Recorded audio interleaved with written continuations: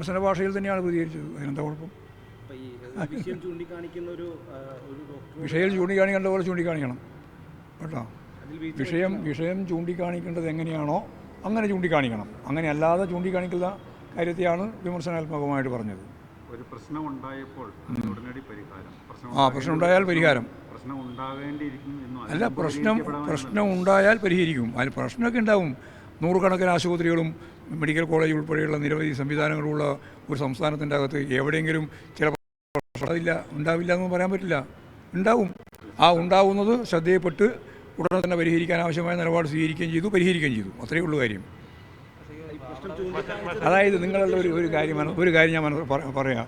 ഏറ്റവും നന്നായി നടക്കുന്ന ഇന്ത്യയിലെയും ലോകത്തെയും പ്രധാനപ്പെട്ട ഒരു ആതുര ശുശ്രൂഷ മേഖലയാണ് കേരളം.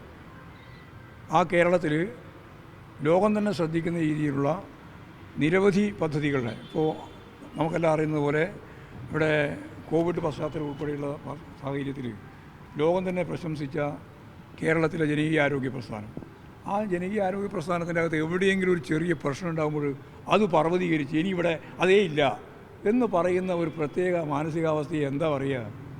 എന്നിട്ട് അതിൻ്റെ ഭാഗമായിട്ട് സമരം നടത്തുക. ഒരു പ്രത്യേക രൂപം തന്നെ ഇങ്ങനെയല്ല, പ്രത്യേക രീതിയിലുള്ളൊരു മാനസികാവസ്ഥ തന്നെയാണ് ഇവിടെ പ്രകടിപ്പിക്കുന്നത്. മനസ്സിലായില്ലേ നിങ്ങൾക്ക്? കേരളം ലോകത്തെ ഏറ്റവും പ്രധാനപ്പെട്ട ആതുര ശുശ്രൂഷ മേഖലയിൽ ശ്രദ്ധേയമായ ഒരു സംസ്ഥാനമാണ് കേരളം. ഒരു രാജ്യം എന്നല്ല ഞാൻ പറയുന്നത്, ഒരു സംസ്ഥാനമാണ് കേരളം. അമേരിക്ക പോലും കോവിഡിൻ്റെ പശ്ചാത്തലത്തിൽ എന്താണ് ചെയ്യേണ്ടത് എന്ന് പറഞ്ഞിച്ച് നിന്നപ്പോൾ ശരിയായ നിലപാട് സ്വീകരിച്ചു പോയ ലോകത്തെ തന്നെ ഒരു കേന്ദ്രമാണ് കേരളം. ആ കേരളം പോലുള്ള ഒരു സംസ്ഥാനത്തിൻ്റെ അകത്ത് ഏതെങ്കിലും ഒരു പ്രദേശത്തോ അല്ലെങ്കിൽ ഒരു മെഡിക്കൽ കോളേജിൽ തന്നെയോ ഏതെങ്കിലും ഒരു മരുന്നോ ഏതെങ്കിലും ഒരു പ്രശ്നമോ വന്നു കഴിഞ്ഞാൽ ഉടനെ അതോടുകൂടി കേരളത്തിലെ ഈ പറയുന്ന ജനകീയ ആരോഗ്യ പ്രസ്ഥാനം മുഴുവൻ തകർന്നിരിക്കുന്നു എന്ന് പറയാനാണ് UDF ആഗ്രഹിക്കുന്നത്. അതാണ് വി ഡി സതീശൻ പറഞ്ഞുകൊണ്ടിരിക്കുന്നത്. ആ പറയുന്നതിനോടൊപ്പം നിന്നുകൊണ്ടാണ് നിങ്ങളുടെ വിശദീകരണം മുഴുവൻ. അതിനെ ചൂണ്ടിക്കാണിക്കുന്നതിന് കുഴപ്പമൊന്നുമില്ല. ഇത് ചൂണ്ടിക്കാണിക്കലൊന്നുമല്ല, നിഷേധാത്മകമായ നിലപാടാണ് കേട്ടോ. നിങ്ങൾ തന്നെ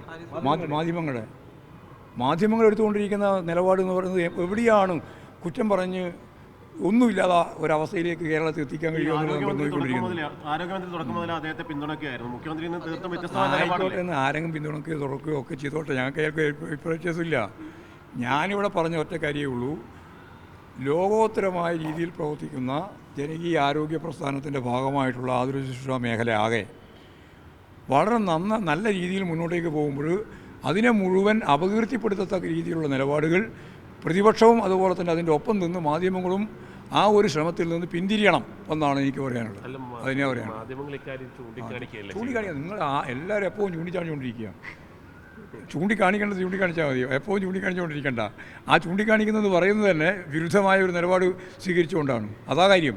അല്ലാണ്ട് ചൂണ്ടിക്കാണിക്കുന്നതിൽ ആയിരിക്കും ഇപ്പോൾ എതിർപ്പുള്ളത്? നല്ല കാര്യം തീരെ പറയുന്നില്ല. നല്ല കാര്യം പറയാതിരിക്കുകയും എന്നിട്ട് ഇമാതിരി ഉണ്ടാകുന്ന പ്രശ്നങ്ങൾ മുഴുവൻ പർവ്വതീകരിക്കുകയും ചെയ്യുന്നു എന്നുള്ളതാണ്.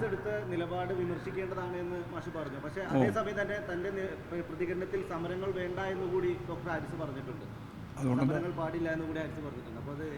ആരെങ്കിലും പറയുന്നതിനനുസരിച്ചിട്ടാണോ പ്രതിപക്ഷം സമരം ചെയ്യാൻ പോകുന്നത്?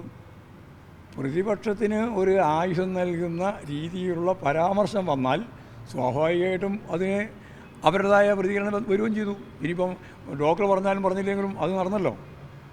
എന്താ ഉദ്ദേശം ഇത്രയേ ഉള്ളൂ. ഞാൻ പറഞ്ഞതാണ് എൻ്റെ കാതൽ. അതായത് ലോകോത്തരമായ രീതിയിലുള്ള കേരളത്തിലെ ആരോഗ്യ സംരക്ഷണവുമായി ബന്ധപ്പെട്ട മേഖലയെ വല്ലാതെ രീതിയിൽ അപകീർത്തിപ്പെടുത്താൻ വേണ്ടിയുള്ള പ്രവർത്തനമാണ് അത് ഉപയോഗിച്ചത്. അതാ കാര്യം. അത് ഉപയോഗിക്കാൻ പാടില്ല എന്നാണ് മാധ്യമങ്ങളോട് എനിക്ക് പറയാനുള്ളത്.